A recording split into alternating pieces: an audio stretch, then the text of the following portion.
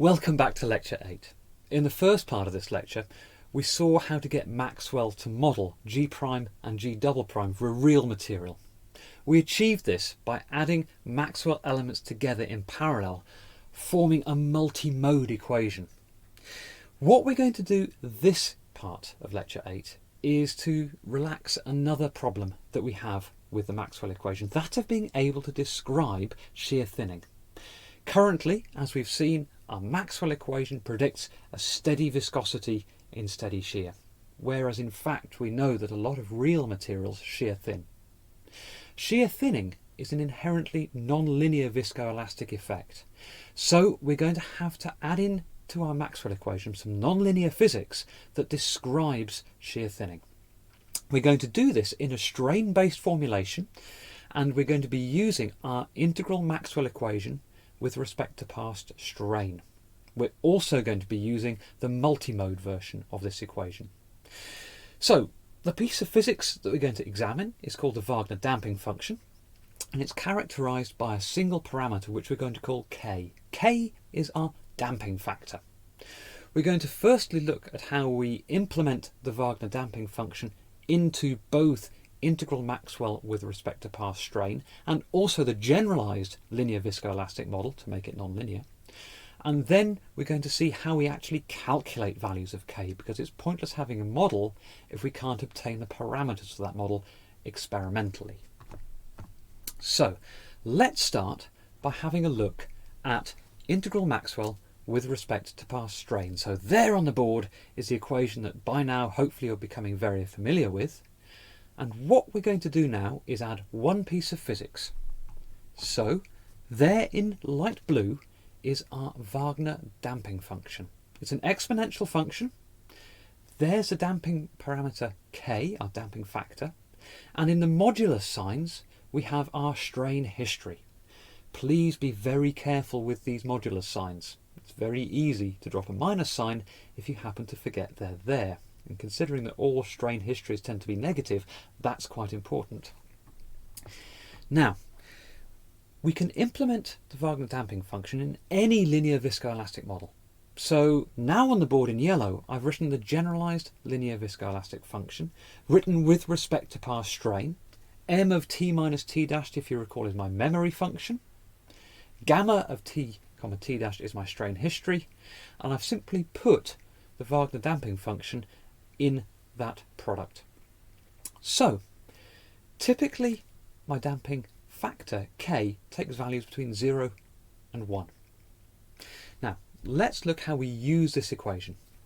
So remember, when you're using integral equations with respect to past strain, the first and foremost thing we do is to get the correct form of our strain history. You've seen this before, but I'm going to remind you. On the board, I've got a plot of strain rate, gamma dot in red, as a function of past time t dashed. The pink arrow is current time, now, the time I'm interested to calculate stress at. And the first thing I'm going to do is to calculate my strain history. Now remember the definition that at past time equals current time, i.e. now, strain is set to 0. So I'm going to have a linearly decreasing strain with decreasing t dashed. So there we have it. So my strain history is minus gamma dot 1 t minus t dashed. So never forget the first and foremost step that you take when manipulating expressions that involve integral models with respect to past strain. Get your strain history right. So now we have the form of our strain history. Let's substitute it into my multimode integral Maxwell equation with respect to past strain, incorporating the Wagner damping function. It's a nice succinct name for a viscoelastic model, I think you'll agree. So there in blue are the terms involving my strain history. We can see that gamma of t comma t dashed is in fact gamma dot 1 t minus t dashed. Remember that gamma dot 1 is constant. And in the Wagner damping function, I have e to the minus k mod gamma 1 t minus t dash. Please don't forget that minus. So let's integrate. Now, in order to integrate this easily, I'm going to make the same substitution that I made before when dealing with my past strain integral expression. I'm going to introduce my parameter s. S is t minus t dashed. Consequently, ds is minus td dashed. And I also need to take care with my integral limits, written there in pink. So I make a substitution. Now, to do the next step easily, I'm going to make a further substitution. I've rewritten in yellow now the form of the equation involving zeta. It allows me to combine two exponents together, and zeta is just 1 over lambda I plus k gamma dot 1. So the exponential inside the memory function, e to the minus s over lambda I, and the exponential due to Wagner outside the memory function, e to the minus k gamma dot 1s, can be combined using the zeta, such that we collapse the integral to just having one exponential, which is written with respect to s. Okay, first two steps. So, next step, integrate by parts. So, I'm going to say that u equals s, du by ds therefore equals 1. dv by ds is by exponential involving zeta, and v therefore is the integral of that, which is easily done.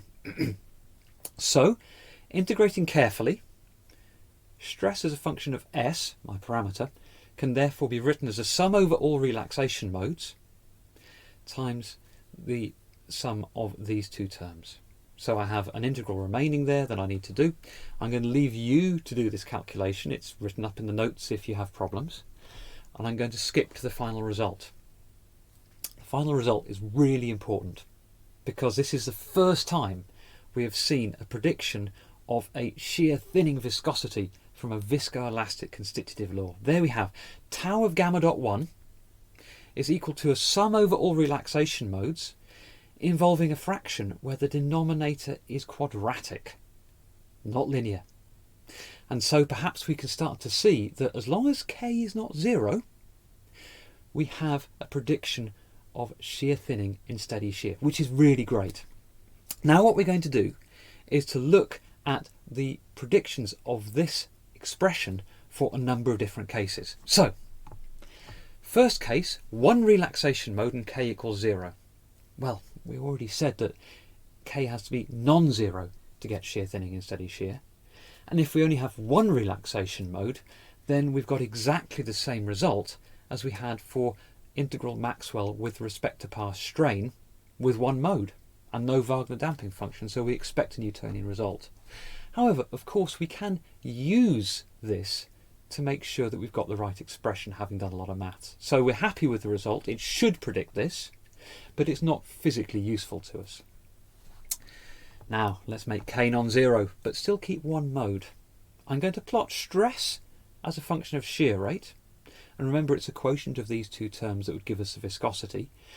If we had a constant viscosity, then on log-log axes, there'd be a straight line. Look at this graph. There is a region where we have a curve. So this would be shear thinning in steady shear. Great. However, there's a problem.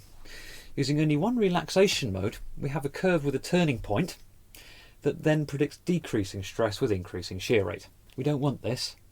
So one relaxation mode alone is not enough to capture real material behaviour, which is something that we knew already, which is why we derived Multimode Maxwell. So let's switch to Multimode Maxwell.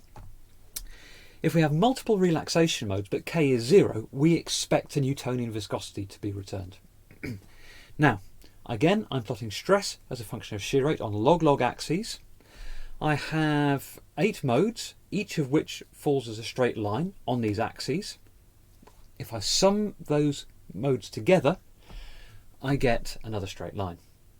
So my total stress response is a straight line on log-log axes with respect to shear rate, which means it's a constant viscosity, which we're not happy with because it's not real material behaviour with, but in some ways we are happy with because we would expect that for a 0 damping parameter. So let's take the full step.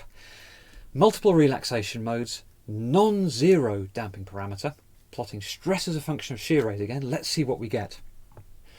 Plotting out each of the individual modes from 7 modes in total, I can see I have some modes that predict an increase in stress followed by a decrease, and some modes that just have a increase in stress that gets less and less with increasing shear rate. But don't forget, I'm taking the sum of stress from all these modes, and if I do that, look, it's beautiful. My total stress response is that of a material that is shear thinning in steady shear over 4 orders of magnitude of shear rate. And this is for a real material. This is for polystyrene. It's a Dow grade of polystyrene, PS680E. It's taken at 200 degrees C, and this is rotational rheometry results that we're comparing it against. So we have a real material response. So now we have a real material response for Maxwell for G prime and G double prime. We saw that in the last part of this lecture. Now we also have a real material response for steady shear. We have a non-linear viscoelastic constitutive equation that works. So, a few key points. We've added an additional piece of physics into our integral model with respect to past strain. It's called our Wagner damping function. And this is a non-linearity that allows us to capture shear thinning in steady shear. We've seen it's a strain-based formulation, so we've had to use the integral constitutive model that we wrote with respect to strain. And typically, if we use a damping factor between 0 and 1, with roughly 4 to 8 modes, we can capture real material behaviour. So we have a functional viscoelastic constitutive model.